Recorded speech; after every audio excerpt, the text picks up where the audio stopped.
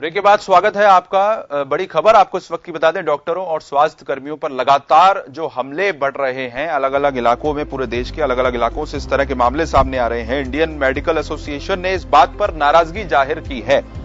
Indian medical association ने नाराजगी जाहिर की है। आईएमए ने सरकार को चेतावनी दी है। 23 अप्रैल को काला दिवस मनाने की चेतावनी दी गई है। काली पट्टी बांधकर डॉक्टर्स काम करेंगे 23 अप्रैल को। अगर सरकार ने कानून को एनफोर्स नहीं किया तो उन्होंने चेतावनी दी है कि अगर सरकार ने संज्ञान नहीं लिया इन मामलों पर तो 23 अप्रैल को काला दिवस मनाने की चेतावनी दी गई है।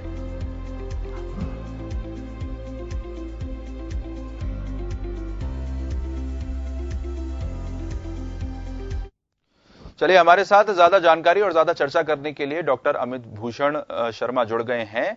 बहुत बहुत स्वागत है डॉक्टर साहब आपका जन टीवी में। सबसे बड़ा सवाल यही उठ रहा है कि कुछ दिनों पहले से जिस तरह से स्वास्थ्य कर्मियों और डॉक्टर्स पर पथराव किया गया देश के अलग अलग इलाकों में, चाहे मुरादाबाद हो, राजधानी जयपुर हो, चाहे मध्य प्रदेश का इंदौर हो, इंडियन मेडिकल एसोसिएशन ने इस पर नाराजगी जाहिर की है। और जाहिर सी बात है, स्वाभाविक बात यह है कि नाराजगी जाहिर की है और यह कहा है कि अगर सुरक्षा अगर सरकार नहीं देती है या इन मामलों पर संज्ञान नहीं लेती है तो 23 अप्रैल को वो काली पट्टी बांधकर एक तरह से सांकेतिक तौर पर विरोध जताएंगे। इस पर आपकी प्रतिक्रिया जानना चाहेंगे। डॉक्टर होने के नाते जिस तरह से कोरोना वॉरियर के रूप में आप लोग काम कर रहे हैं, इस कोरोना की महामारी के बीच भी जिस तरह आप पेशेंट्स को देख रहे हैं, वाकई में काबिले तारीफ है।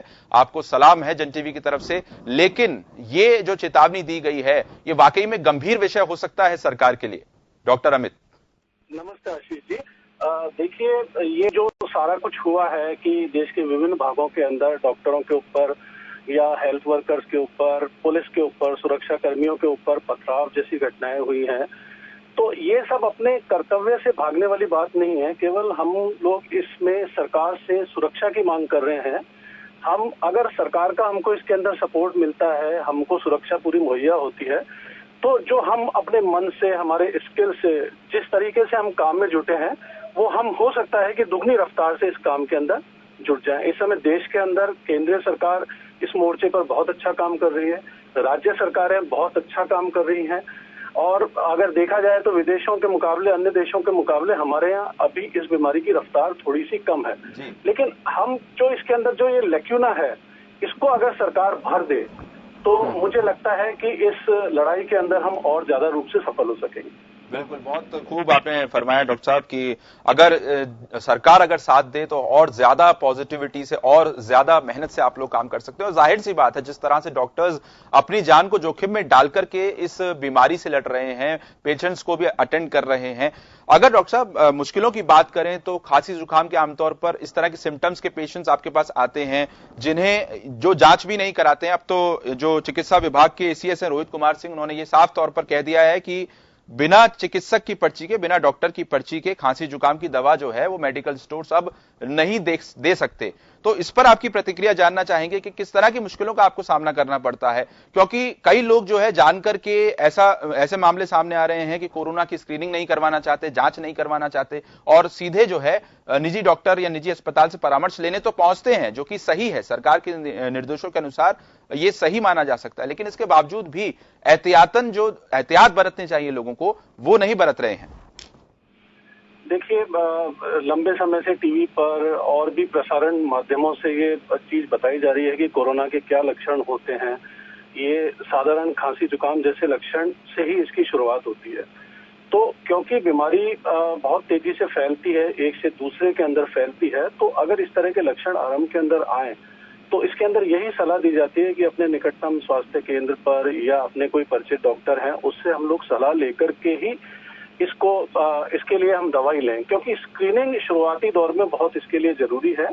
अगर पेशेंट शुरुआती दौर में स्क्रीन हो जाएगा, वो आइसोलेट हो जाएगा, तो हो सकता है कि जो कैरियर हैं, जो कि स्वयं दवाई ले रहे हैं और स्वास्थ्य केंद्रों तक नहीं जा रहे, तो वो इसको ज्यादा फैला सकते हैं। तो ये बहुत ही अच्छा फैसला है राज्य सरकार का, इसकी सराहना करनी चाहिए। आखिरी सवाल मेरा डॉक्टर साहब, क्या संदेश देना चाहेंगे जन टीवी के दर्शकों को जो आपको इस वक्त सुन रहे हैं? किस तरह की सावधानी बरतनी चाहिए कोरोना को लेकर, और अपनी तरफ से अगर आप कोई संदेश इसमें ऐड करना चाहें डॉक्टर साहब? देखिए, मैं ये कहना चाहूंगा इसके अंदर कि इस बीमारी से घबराने की जरूरत नहीं है। इस बीमारी के अंदर जो मृत्यु दर है वो अन्य बीमारियों के मुकाबले कम है जी।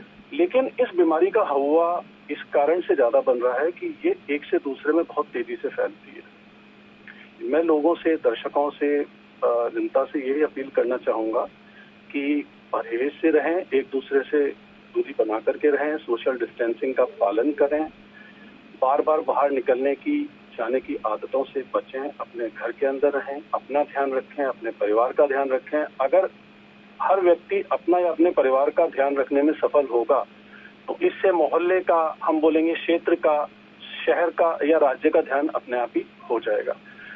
तो बस यही है, सोशल डिस्टेंसिंग इसके लिए एक वैक्सीन है, यही इसके लिए कारगर है और आने वाला समय बहुत कठिन आने वाला है, तो इन चीजों की हमको पालना करनी चाहिए। बहुत धन्यवाद अमित जी, हमसे जुड़ने के लिए, तमाम जानकारी अपने दर्शकों के लिए साझा करने के लिए और चर्चा करने के लिए बहुत बहुत धन्यवाद आपका। जन टीवी की लेटेस्ट अपडेट पाने के लिए हमारे चैनल को जरूर सब्सक्राइब करें और नोटिफिकेशन पाने के लिए बेल आइकॉन दबाएं।